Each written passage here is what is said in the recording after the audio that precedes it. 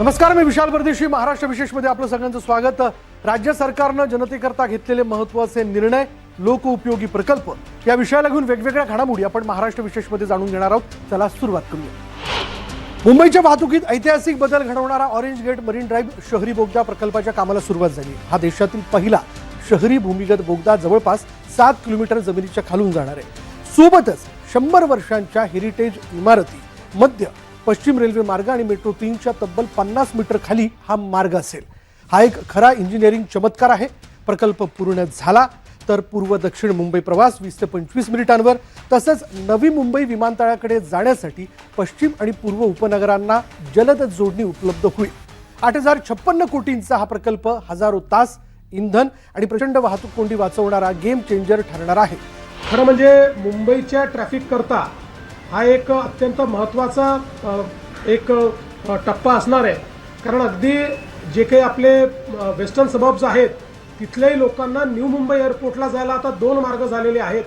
एक ते लोक आपल्या वरळी टू शिवडी जो आपण एक ब्रिज करतो, ओव्हरब्रिज, ज्याचं काम पुढच्या वर्षी पूर्ण होईल, त्याचाही उपयोग करतील. आणि पुढच्या काळामध्ये कोस्टल रोडने येऊन या ऑरेंज गेट टनेलचाही ते उपयोग करू शकतील. 6 महिने अगोदर आम्ही अपेक्षा याची धरतोय. यामुळे पूर्णपणे वाहतूक कोंडी दूर होईल. पेट्रोल, डिझेल, CNG सगळं वाचेल. प्रदूषण कमी होईल आणि लोकांना तिकडे कार्यालयात, ऑफिसमध्ये जाताना देखील वेळ वाचेल, त्यांचा घरी जातानाही वेळ वाचेल.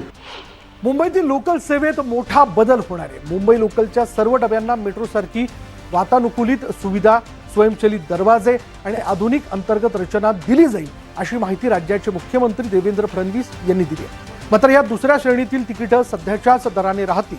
ही घोषणा मुंबईकरांची दैनंदिन गर्दी, उष्णता आणि प्रवासातील असुविधा लक्षात घेऊन करण्यात आलेली आहे. 268 नवीन AC लोकल गाड्या घेतल्या जातील, ज्यामुळे प्रवास अधिक सुरक्षित, आरामदायक आणि स्वस्त होईल. नाशिक त्र्यंबकेश्वर इथे 2027 मध्ये होणाऱ्या सिंहस्थ कुंभमेळ्यासाठी नाशिक त्र्यंबकेश्वर कुंभमेळा विकास प्राधिकरणाने बोधचिन्ह स्पर्धा जाहीर केली आहे. विजेत्यांना 3 लाख, 2 लाख आणि 1 लाख रुपयांची पारितोषिकं दिली जाणार असून प्रवेशिका 20 डिसेंबर 2025 पर्यंत स्वीकारल्या जातील.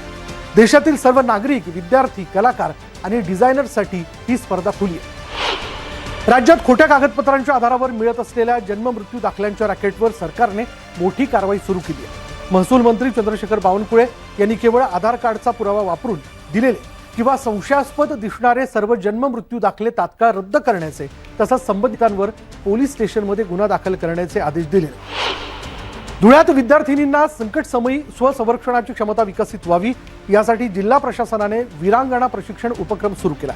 जिल्हाधिकारी भाग्यश्री विस्पुते यांच्या संकल्पनेतून राज्य राखीव पोलीस दलाच्या मैदानावर 27 नोव्हेंबर पासून 3 दिवसीय प्रशिक्षण वर्गाचं आयोजन करण्यात आलं होतं. जिल्ह्यातील सर्व माध्यमांमधील विद्यार्थिनींनी उपक्रमात सहभागी होत मुख्य प्रशिक्षक म्हणून शिपूजी शौर्य भारद्वाज यांचं मार्गदर्शन घेतलं. महाराष्ट्रात आरोग्य विज्ञान आणि औषध संशोधनाला गती देण्यासाठी अत्याधुनिक life sciences innovation and incubation centre उभारण्याचा निर्णय घेण्यात आला. अन्न आणि औषध प्रशासन मंत्री नरहरी झिरवाळ यांच्या अध्यक्षतेखाली मंत्रालयात झालेल्या बैठकीत या केंद्राची रूपरेषा निश्चित झाली आहे. सार्वजनिक खासगी भागीदारीतून उभारल्या जाणाऱ्या या केंद्रात फार्मा, बायोटेक, मेडिकल उपकरणं, डायग्नोस्टिक आणि डिजिटल हेल्थ क्षेत्रातील स्टार्टअप्सना आधुनिक सुविधा, तांत्रिक मार्गदर्शन आणि निधी उपलब्ध होणार आहे. राज्यातील विद्यार्थी, विद्यार्थिनींच्या सुरक्षित आणि वेळेवर ST प्रवासासाठी परिवहन मंत्री प्रताप सरनाईक यांनी 1800-221-251 ही विशेष हेल्पलाईन सुरू केली आहे. शाळा किंवा महाविद्यालयात येताना आणि जाताना बस उशिरा येणं, अचानक रद्द होणं किंवा तांत्रिक बिघाड झाल्यास विद्यार्थी तातडीने या क्रमांकावरती मदत मागवू शकतील. अनेक विद्यार्थ्यांच्या तक्रारीनंतर हा महत्त्वाचा निर्णय घेण्यात आला.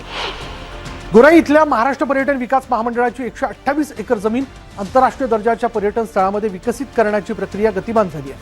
पर्यटन मंत्री शंभूराज देसाई यांनी प्रकल्पाचा आढावा घेत सर्व प्रलंबित कामं तातडीने मार्गी लावण्याचे निर्देश दिले. या ठिकाणी आंतरराष्ट्रीय दर्जाचं मनोरंजन पार्क, वॉटर स्पोर्ट्स, रिसॉर्ट, उद्यान यासारख्या सुविधा उभारण्यासाठी PPP मॉडेलवर प्रकल्प राबवले जाणार आहेत. यानंतर महाराष्ट्र विशेषमध्ये इथेच थांबणार आहोत. पहा फक्त न्यूज 18 लोकमत.